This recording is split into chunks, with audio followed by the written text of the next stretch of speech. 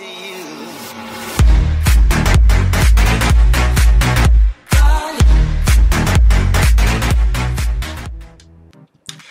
everybody, Bishop here, and today I want to bring you a video that, kind of, I guess I'm just going to kind of slap people down to reality a little bit, because I know myself, when I first started playing Call of Duty, I was watching the videos online, trying to learn how to get better from, the big-time YouTubers like LEA and stuff, and as I was watching their videos all the time, these guys were just, going crazy on people, dropping, 40 and 50 kill games like they were breathing. And I just kept saying to myself all the time, like, how are these guys getting these gameplays? How are these guys always, doing so well? And, I'm struggling to hit 20 kills. But you know what? After some time, I finally realized that I was just being an idiot. And realize that those kind of gameplays are not typical. Okay, 40 to 50 bombs are not 100% always typical gameplays. Okay, you'll see some players that are in your lobbies that have 40 or 50 kills, but that don't focus on that. Look at their deaths too. You might see that they have 30 to 40 deaths as well, because they're the person who's just running in like crazy and they're doing. And they're hoping that their reaction time is enough to get them the kills and stuff like that. But the reason why I wanted to talk to you guys about this today is because I kind of wanted to just kind of bring a reality check to a lot of the people out there who watch the big YouTubers and see them dropping all these kills in all these games. And I'm not knocking them. I'm not saying that it's bullcrap and they're doctor. No, I'm not doing anything like that. What I'm saying is that they bring you the best gameplays that they can put out there. Okay. And when they bring you stuff, that's to help their channel grow, because nobody wants to watch somebody go, 20 and 19 in a gameplay and have them make it look like their gameplay is awesome. Because, I mean, honestly, I think a lot of us can do that.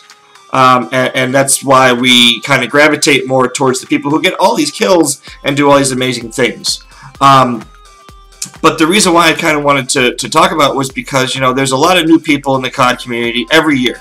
There's always new young kids coming in, that are loving the the scumps and the crim sixes and the attaches and the clacers, and they're watching these people's videos and they're watching how these guys do ridiculous in their pubs and stuff like that. And I think a lot of people get a false sense of reality when they see those kind of things happening.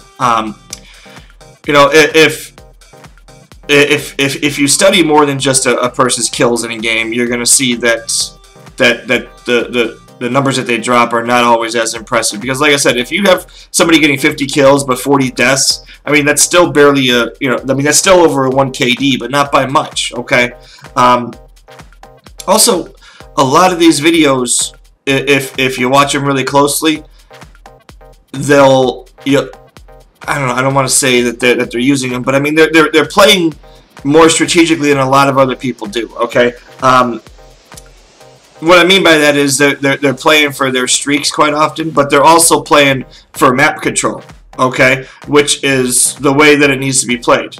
Again, you have a lot of people when you're in pubs that just run from one side to the other side and back again, and they keep doing it and they keep flipping the spawns on you. Okay, now as you're watching my video here, continue to watch how far I go. You never really see me go past the halfway point, okay? The B flag is about as far as I go, okay? The only time you ever see me go to the other side is when the other team has capped our C flag, or vice versa if they capped our A flag and C or A are open and my teammates are spawning there and we're capping it, okay? Otherwise, I never really push past mid-map, and this is always a strategy for me. I never push past mid-map because I don't want to have to worry about turning around and shooting the guy in that's behind me, or getting shot in the back over and over and over again. Okay, so for the people that are running back and forth, rethink that, because while you may be doing something good that you feel for yourself, it's not really helping the team all that much. Now, I know what you're saying, okay? I'm not. So there's going to be people out there that are immediately going to go in their head, I don't care about the team. I only care about myself and I want to do it, and that's fine. I'm not going to change your mind on that. I'm not even going to try to change your mind on that because I don't have enough breath and I don't have enough video to sit here and complain to you about, you know, the people that do that kind of stuff. But at this time, you know, at the turn, I'm just going to pull it up here. Okay, you see I'm 12-6, 13-15. I just got a couple more kills. 15-6 pretty much at the start, at the turn. And obviously we'll go through to the end. But as you can see, once again, I'm basically holding spots down. Okay, I'm keeping my team at the A spawn because I don't want these guys spawning behind me. If they want to try and flank, fine. It's on me to turn myself and watch those things. Watch my radar and do that type of stuff. But you don't see me running, once again, like I said, past the B flag. Okay, because there's no reason to do that. If you want to try and cap B, that's great. I just always have, unfortunately, I have the worst timing in the world. Every time I go to try and cap B, I get killed. But you know, the other thing I want to talk to you guys about is I've actually have changed up the way that I'm playing. As you guys can see, I'm using my CUDA. But I don't know if a lot of you guys know this, but when you use your SMGs and you attach stock, you actually up your movement speed. I was watching a video by Drifter. If I can find it, I'll link it down below, where he basically reviewed stock on the SMGs. And I'm a math person. I'm a numbers guy, and he basically confirmed what I wanted, what I had suspected from the beginning of the game. As with my CUDA setup now, I'm using the grip, I'm using stock, and I'm using the red dot sight. I think I have quick draw on it as well. But I've also upped my sensitivity to an 8, which is high. But since I've done this, excuse me, I'm burping, man. But since I've done this, I have noticed a complete change in my gameplay. Because one of the things that I felt like I was lacking was being able to whip around and cover my 6, because I get shot in the back of a lot, okay? And that's one of the things that's my biggest pet peeve is people shooting me in the back, and every time it happens, it just frustrates me to no end. But I would highly recommend for all of you out there that are using SMGs. I know a lot of people are using the Vesper and the Weevil and the VMP. Toss stock onto your SMGs, okay? If you're watching in the video here as I'm aiming down sight, just how quickly my guy's moving left and right, it not only helps for turning the corners, but it also helps for dodging bullets in the gunfight. I start strafing left and right, and if they have a really low sensitivity, you know, like a 4 or a 3 or whatever, they can't move with me. So I'm winning a lot of these gunfights because my movement speed is there. Now, I do grab a whole bunch of kills here with the Talon, okay, which, as I referred to earlier, when you see a lot of people getting a lot of kills, they get their score streaks, okay? I'm not running the highest stuff in the world. I think I got the UAV, the counter UAV, and the Talon, or no, I'm sorry, the Hellstorm and the Talon, because this was like kind of right after I had prestiged myself, so.